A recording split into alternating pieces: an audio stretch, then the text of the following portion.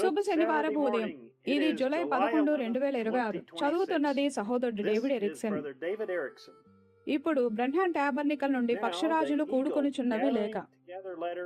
ప్రియమైన ప్రవచనాత్మక తరగతి ప్రజలారా, మనము వాక్యమును ప్రత్యక్షతను ఎంతగా ప్రేమిస్తున్నాము కదా. ఒక విశ్వాసికి పరిశుద్ధాత్మ చేత ఇవ్వబడే సర్వ సత్యము యొక్క ప్రాముఖ్యతను ఎంత చెప్పినా తక్కువే. ప్రత్యక్షత అనేది వధువుకు జీవము కంటే ఎక్కువైనది. ఏలైనగా ఈ బండ మీద, ప్రత్యక్షత మీద నేను నా సంఘమును కట్టుదును. మరియు దేవుని యొక్క కృపా కనికరముల ద్వారా మనము ఆయన యొక్క నిజమైన ప్రత్యక్షతను కలిగి ఉన్న ఆయన యొక్క సంఘమై ఉన్నాము. ప్రకటన గ్రంథము అందరి కొరకు కాదు. దానిని గ్రహించగలిగే వారు ఎవ్వరూ లేరు.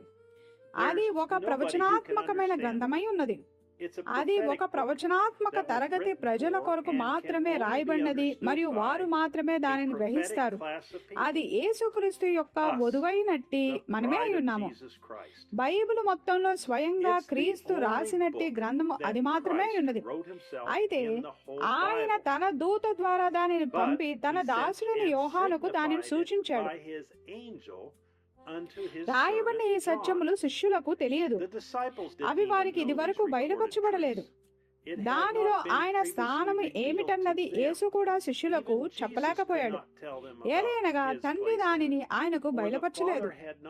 కానీ ఇప్పుడు ఆయన యొక్క మరణము మరియు పునరుద్ధానము తరువాత ఈ నియమితమైన సమయంలో ఆయన తనను గూర్చిన ఈ ప్రత్యక్షతను యోహానుకు బయలుపరచగలిగాడు.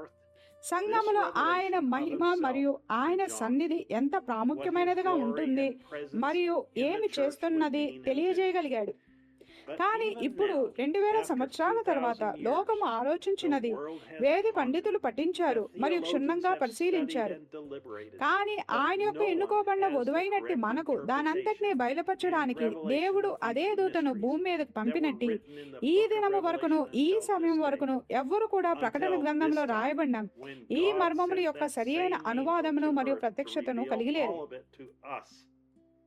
ఆయన వాక్యం యొక్క నిజమైన ప్రత్యక్షతను కలిగి ఉండటానికి దేవుడు నన్ను మరియు నిన్ను ఎన్నుకోవడం అనేది అసలు ఎంత గొప్ప విషయమో అర్థం చేసుకోవడానికి ప్రయత్నించడం మానవ వివరణకు అతీతమైనది. వర్తమానమును వెంబడిస్తున్నామని ప్రకటించుకుంటూ మరియు దేవుడు ఒక ప్రవక్తను పంపాడని నమ్ముతున్నామని చెప్పుకునేవారు అనేకులు ఉండగా, మరి ఆయన స్వరమునే వారు తప్పకుండా వినవలసిన అత్యంత ప్రాముఖ్యమైన స్వరముగా చేసుకోకపోవడం వలన కలిగే పరిణామాలను ఎరిగి ఉండటంలో వారు సంపూర్ణ ప్రత్యక్షతను కలిగిలేరు. ఈ దినమున ఆయన స్వరమును గూర్చిన ఈ ప్రత్యక్షతను కలిగి ఉండటం నిజంగానే మిగులు వెళ్ళగల ముఖ్యము వంటిదై ఉన్నది. ఆ నిజమైన ప్రత్యక్షతను బయలుపరచడానికి దేవుడు మనల్ని ఎన్నుకున్నాడు. తద్వారా మనమే ఆయన యొక్క నిజమైన సంఘమై ఉన్నాము. సాతానుడు ఎవరి ఎదుట శక్తిహీనుడైపోతాడో మరియు ఖచ్చితంగా ఓడించబడతాడు. అటువంటి జయింప సఖ్యము కాని ఆయన సైన్యము మనమే ఉన్నాము. మన జీవితాలలో ఆయన యొక్క నిజమైన ప్రత్యక్షత ఉండగా పాతాళ లోక ద్వారములు మన ఎదుట నిలువ నేరవు గాని మనమే వాటిని జయిస్తాము. మన ఎదుట నిలబడగలిగేది ఏదీ లేదు. మన దినమునకు దేవుని స్వరము యొక్క ప్రాముఖ్యతను గుర్తించడమే ఈ దినమునకు నిజమైన సంపూర్ణ ప్రత్యక్షత అయి ఉన్నది. దేవుడు కోరుచున్నదంతా సంఘానికి వెళ్ళడం, సంఘానికి చెంది ఉండటం, బల్యార్పణలు అర్పించడం, ప్రార్థించడం మరియు దేవుణ్ణి ఆరాధించడం మాత్రమే. అయితే అప్పుడు సరిగ్గా దేవుడు చేయమని చెప్పిన దానినే కయ్యూను చేసి ఉండగా అతన్ని ఖండించినందుకు దేవుడు అన్యాయస్తుడవుతాడు. టేబులులో ఉన్న స్వరము మనకు ఏమై ఉన్నదంటే ఆ పూర్తి విషయం యొక్క ప్రత్యక్షత దానిని చదువువారి కొరకు మరియు దానిని వినేవారి కొరకు ఒక ఆశీర్వాదముతో, దానికి దేనినైనా కలిపేవారికి లేదా దాని నుండి దేనినైనా తీసేవారికి ఒక శాపముతో ఈ వెనుక ఇక్కడ ఉంచబడినది. అది ఒక సంపూర్ణ గ్రంథమైనది, అంతిమమై ఉన్నది.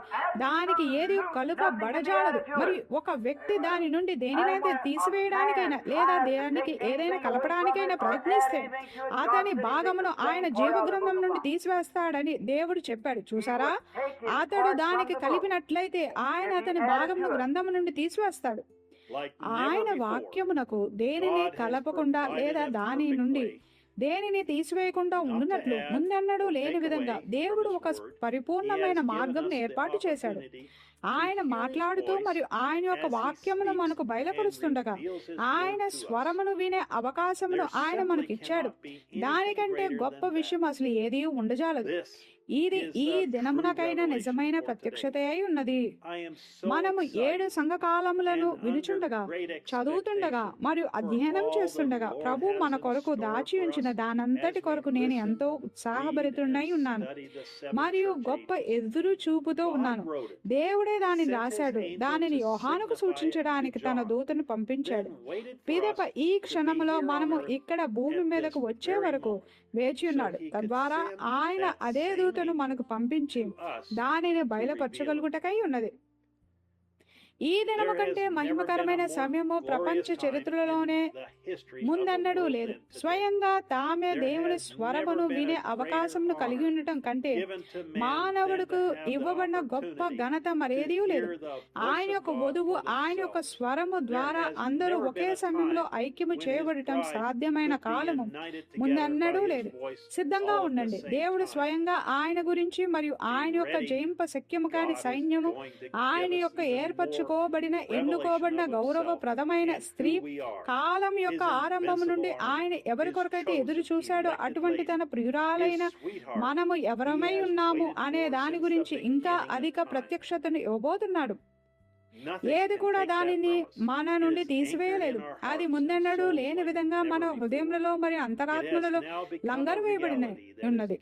అది ఇప్పుడు మనకు ఎత్తబడి విశ్వాసం ఇస్తున్న ఒక వాస్తవికతమై అయి ఉన్నది. మనము ఈ ఆదివారము జెఫర్సన్ కాలమానం ప్రకారంగా మధ్యాహ్నం 12 గంటల సమయమప్పుడు మొదటి వర్తమానమును 60-12-04 యేసుక్రీస్తు యొక్క ప్రత్యక్షతను వినుచుండగా మన గొప్ప ప్రయాణమును ప్రారంభిస్తాము.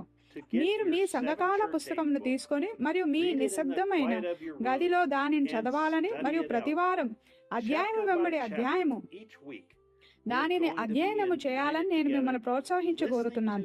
మనము ఆయన స్వరమును వినుచు పిదప ఆయన యొక్క వాక్యమును అధ్యయనము చేస్తూ ఐక్యమవబోచున్నాము.